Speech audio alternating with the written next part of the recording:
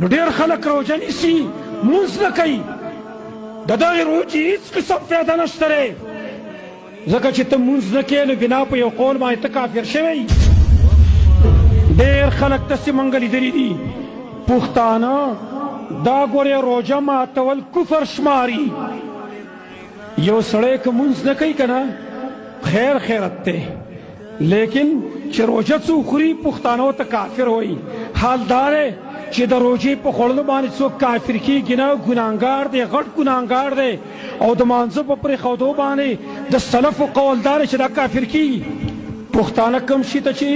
سلفو کفر ویل هغې ته کفر نه وایي او چې کوم شي ته سلفو کفر نه ویل هغې ته کفر وایي نو ډېر خلک موږ لیدلي دي هغوی په رمضان کې روژه نیسي مونځ نه کوي موږ یو پیرې یو ځای ته تللي پروګرام لا نو روژه ماتي ټیم دی روژه موږ ماتوله په دې کې څه کسان دي هغې څه پروګرام کړی دا یو کس مشر سړی دی ښه ګیرې هم دی ګیرې هم په مخ ته مشر سړی تا ویل چې ګنې دا ښه پوره پوهه سړی دی او ښه پوره عالم دی بل کس څه وایي هلکه وایه که مونځ کې وکړه موږ ولاړو ګورې موږ خو ته تیار نه یو وایي او روژه یې ماته کړلې ما دا روژه یې څه نیولې ده دې روژې څه فایده ده نو ډېر خلک روژه نیسي مونځ نه کوي د دغې روژې هېڅ قسم فایده نشته